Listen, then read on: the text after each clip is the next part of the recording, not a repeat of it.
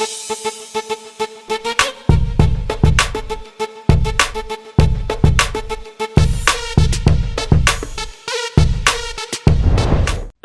ከአዲስ አበባ ዩኒቨርሲቲ በሲቪል ምህንድስና የመጀመሪያ ዲግሪውን ሲያገኝ የወርቅ ሜዳሊያ ተሸልሟል።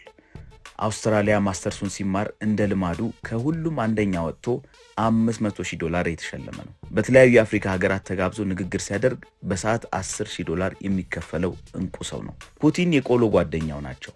ኦባማ የቅርብ አለቃው ናቸው። ማንዴላ ለማንም ያላደረጉትን ታመው ከተኙበት ተነስተው አጨብጭበውለታል።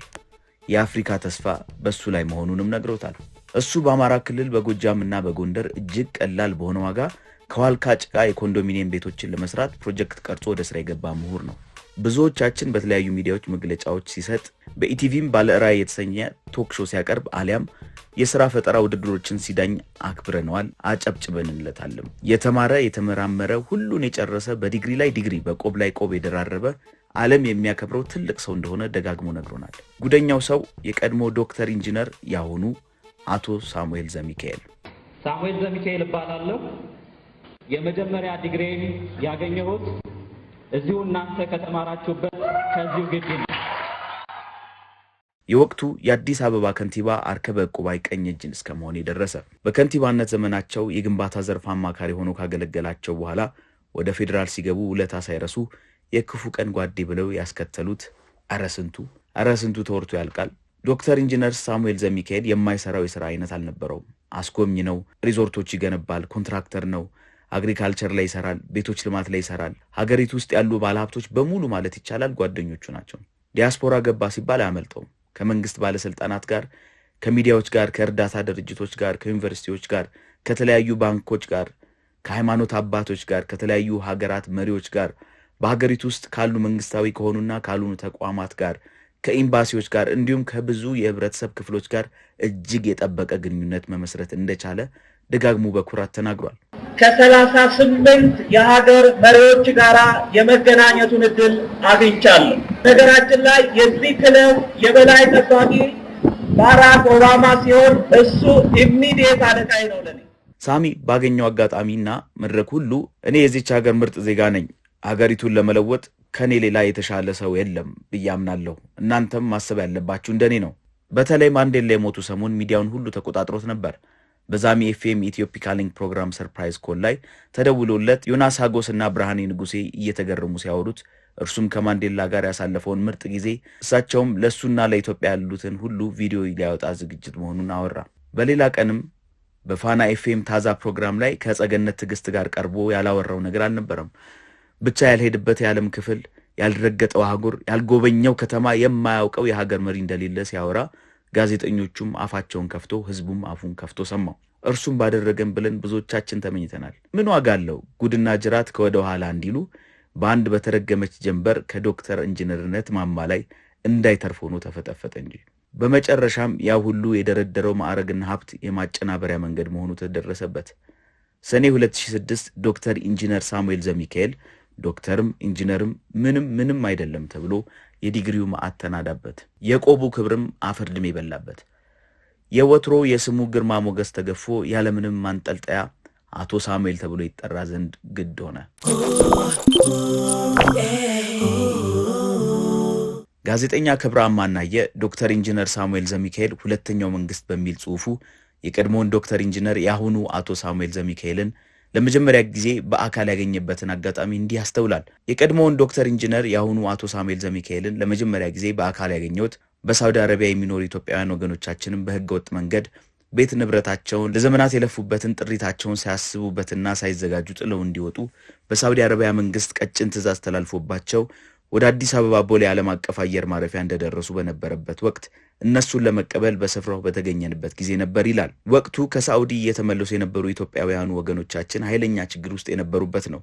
የተመላሾቹ ቁጥር ከፍተኛ በመሆኑ በስፍራው ለስደተኞቹ ከደረቅ ብስኩትና ከግማሽ ሊትር የዘለለ ነገር ማቅረብ አልተቻለም። ነገር ግን 2-3 ቀንና ከዛ በላይ የሚረባ ምግብ ላልቀመሱ ብዙ ስደተኞች ይሄ እዚህ ግባ የሚባል ነገር አልነበረም። አየር መንገዱ ግቢ ውስጥ ጊዜያዊ ኢሚግሬሽን ተዘጋጅቷል። ከስደት ተመላሾቹ ከመብዛታቸው የተነሳ የኢሚግሬሽኑ ጣጣ በቀላሉ የሚያልቅ አልነበረም።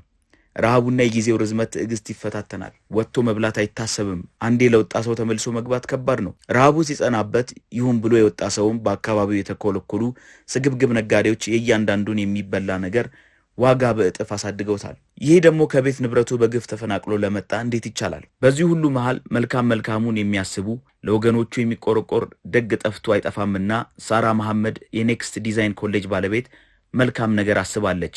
እነዚህ በረሃብ ያሉ ወገኖቻችን መጥተው እስኪያልቁ ድረስ ምሳ ለማብላት። ክብራብ ይቀጥላል። ሳራ ለወገኖቿ በመቆርቆር ምሳ የማብላት ፕሮግራሙን ያላትን ሁሉ አውጥታ ጥቂት እንደሷ መልካም ሰዎች አርቲስት አመልማልን ጨምሮ አግዘዋት ምሳ የማብላት ፕሮግራሙ በየቀኑ እየተደረገ ነበር። እኔም ከነሱ ጋር በመሆን በቦታው ተገኘው። በአጠቃላይ የነበረው ነገር ሆድ ያስብሳል። እንጀራ በወጥ ለመብላት ድንኳን ውስጥ የነበረው ግርግርና ግፊያ ለጉድ ነው። በመኪና ሞልቶ የመጣው እንጀራ ሁሉንም ሳያጠግብ ወደ ማለቁ ሲጠጋ ደግሞ ያልበሉትን እያሰቡ ማዘኑ፣ መጨናነቁና ማሰቡ በነሳራ ዘንድ ኃይለኛ ነው። አቤት ስደት ግን እንዴት ክፉ ነው! የተሻለ ህይወት ፍለጋ በረሃውን ሰንጥቀው ባህሩ ውቅያኖሱን ተሻግረው ተደፍረው ተደብድበው የሰውነት አካላቸው አይናቸው እያየ ስጋቸው ተተርትሮ እየወጣ እየተሸጠ በጥቅሉ ጥግ ድረስ ተሰቃይተው አሁን አረፍን ሲሉ ደግሞ እንደገና መቅበዝበዝ፣ እንደገና አንገት መድፋት። በግቢ ውስጥ በየቅስፈቱ የሚያሳዝን ብሎም የሚያስለቅስ ነገር ያጋጥማል። የሚመለከታቸው አካላትና በጎ ፈቃደኞች በስፍራ እንግዶቹን ከስደት ተመላሾቹን ለማስተናገድ ደፋ ቀና ይላሉ ሲል ያስታውሳል። ከነዚህ ሰዎች መሃል አንድ ሰው በግቢ ውስጥ ከተለያዩ አካላት ጋር በመሆን ሁኔታውን ይከታተላል። አንዳንዶቹንም እየጠራ መመሪያ ሲሰጥ ይታያል። ሰውየውን አይቶ ከፍተኛ ባለስልጣን አሊያም ትልቅ ቦታ ያለ ሰው እንደሆነ መገመት ይቻላል። ይህን ሰው ብዙዎቻችን በተለያዩ ሚዲያዎች መግለጫዎች ሲሰጥ፣ በኢቲቪ ባለራ የተሰኘ ቶክ ሾው ሲያቀርብ አሊያም የሥራ ፈጠራ ውድድሮችን ሲዳኝ ስለምናውቀው እናከብረዋለን። እኔም የተማረ የተመራመረ ሁሉን የጨረሰ በዲግሪ ላይ ዲግሪ በቆብ ላይ ቆብ የደራረበ ዓለም የሚያከብረው ትልቅ ሰው በመሆኑ አጋጣሚውን አግኝቼ ልንተዋወቅ በእጅጉ ጓጉቻለሁ። የጓጓሁት ያለ ነገር አይደለም። ሰውየው ባገኛቸው አጋጣሚዎች ሁሉ ስለራሱ ይናገራል። አውስትራሊያ ሲማር እጅግ ከፍተኛ ውጤት በማምጣቱ $500,000 የተሸለመ፣ በተለያዩ የአፍሪካ ሀገራት ተጋብዞ ንግግር ሲያደርግ በሰዓት $10,000 የሚከፈለው እንቁ ሰው ነው። ለሳሚ ፑቲን የቆሎ ጓደኛው ናቸው። ኦባማ የቅርብ አለቃው ናቸው። ማንዴላ ለማንም ያላደረጉትን ታመው ከተኙበት ተነስተው አጨብጭበውለታል። የአፍሪካ ተስፋ በሱ ላይ መሆኑንም ነግረውታል። ታዲያ እንዴት ተስፋ ላደርግበት? እንዴትስ ልተዋወቀው አልጓጓ? የመጀመሪያው ሽልማት $500,000 የአሜሪካን ዶላር ነው። በሌላኛው ቀን በተመሳሳይ ስፍራ ከሴሚናሪ መካነ ኢየሱስ ዩዝ ግሩፖች ጋር ዳግም ከስደት የተመለሱ ወገኖቻችንን ለመርዳት እነርሱን ለማገዝ ተመለስን። በዚህ ቀን የምጓጓለትን ሰው በደንብ አገኘሁትና የማውራት አጋጣሚውም ተፈጠረ። ራሱን የሚያይበት መንገድ ይገርማል። እኔ የዚች ሀገር ምርጥ ዜጋ ነኝ፣ ሀገሪቱን ለመለወጥ ከኔ ሌላ የተሻለ ሰው የለም ብያምናለሁ፣ እናንተም ማሰብ ያለባችሁ እንደኔ ነው ምናምን እያለ ብዙ አወራን። ከራሱ ኪስ ባይሆንም ግማሽ ሊትር ውሃ እንደጋበዘን አስታውሳለሁ። ሰውየውን ይበልጥ ወደድኩት። ሀገሩን የሚወድበት ፍቅር በቃ መናገር ያቀተኛል። በመጨረሻም እሱ በጣም ቢዚ በመሆኑ ሊሄድ ተነሳ። እኔም ከዚህ ሰውዬ ጋር ዳግመኛ በደንብ የመገናኘት እድሉ ቢገጥመኝ ራሴን እንደ እድለኛ እንደመቆጠር እያሰብኩ ተለያየን። ከዛ በኋላማ በየአጋጣሚው ስለ ዶክተር ኢንጂነር ሳሙኤል እሰማለሁ። በአዲስ አድማስ ጋዜጣ እንግዳ ሆኖ የወጣ ቀን ምናልባትም ስለሱ ይበልጥ ለማወቅ ከመጓጓት የተነሳ በህይወቴ ለመጀመሪያ ጊዜ ጋዜጣ አገላብጬ ሳላይ ውስጡን ውጪውን በደንብ ሳልመረምረው ገዛው። እዛም እየደጋገምኩ አነበብኩና ለሰውም ማስነበቤ ትዝ ይለኛል። በቃ የምር አድናቂው ሆንኩ። የሚናገረው ሁሉ ይማርከኛል። ለሀገሩ ያለው ራዕይ እጅግ ያስደንቀኛል። በሌላ ቀንም ደግሞ መሰረት የተባለ የህፃናትና የአረጋውያን መርጃ ድርጅት ባዘጋጀው የገቢ ማሰባሰቢያ ፕሮግራም ላይ ንግግር እንዲያደርግ ተጋብዞ ያደረገውን ንግግር በሸገር ዋዘኛ ፕሮግራም አንዱ ዓለም ተስፋዬ ሲያሰማንማ በቃ ተደነቅኩበት። ክብራብ ይቀጥላል። አንዲት ከውጭ የመጣች ዘመዴ ይላል ጋዜጠኛው፣ ዛሬ ከአንድ ቪአይፒ ሰውዬ ጋር ከባድ ቀጠሮ እንዳለባት ፍቃደኛ ከሆንኩ አብሬ መሄድ ብችል እንደምጠቀም ነገረችኝ። እኔም ይሄን ያህል ማን ቢሆን ነው ይጠቅማል፣ ከባድ ቀጠሮ ነው ምናምን የምትለኝ ብዬ ለቀጠሮ ጓጉቼ አብረን ለመሄድ ተነሳውና ከቀጠሮ ሰዓት 20 ደቂቃዎች ያክል ቀድመን ወደ ቀጠሮ ቦታ ደረሰን። ቪአይፒውን ሰውዬ በናፍቆት መጠበቅ ጀመርኩ። ሰዓቱ ደርሶ የቀጠረችውን ሰው ሳየው ግን ማመን አቃተኝ። የቀድሞውን ዶክተር ኢንጂነር የአሁኑ አቶ ሳሙኤል ዘሚካኤል ነበር። ዋው! እኔ አላምንም። ዶክተር ኢንጂነር! እንደምንም ድንጋጤን ደስታዬን አፍኜ ሰላምታ ከተለዋወጥን በኋላ ሁላችንም ቁጭ አልን።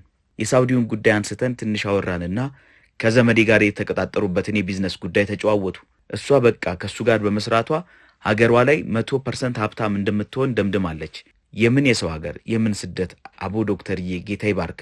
ሳሙኤል ላፕቶፑን ከፍቶ በአማራ ክልል በጎጃምና በጎንደር እጅግ ቀላል በሆነ ዋጋ ከዋልካ ጭቃ የኮንዶሚኒየም ቤቶችን ለመስራት ፕሮጀክት ቀርጾ ወደ ስራ መግባቱን ይሄም የገበሬውን የቤትና የመጸዳጃ ችግር የሚቀርፍ እንደሆነ ፎቶችን እያሳየ ሲያስረዳንማ በቃ ነፍስ አልቀረልኝም። አቅም ቢኖረኝ ዛሬውኑ ሳይመሽ ሳይነጋ ጠቅላይ ሚኒስትር ባደርገው ደስታዬ ወደር አይኖረውም ነበር። ሰውየው የማይሰራው የሥራ አይነት የለውም። አስጎብኝ ነው፣ ሪዞርቶች እየገነባ ነው፣ ኮንትራክተር ነው፣ አግሪካልቸር ላይ ይሰራል፣ ቤቶች ልማት ላይ ይሰራል።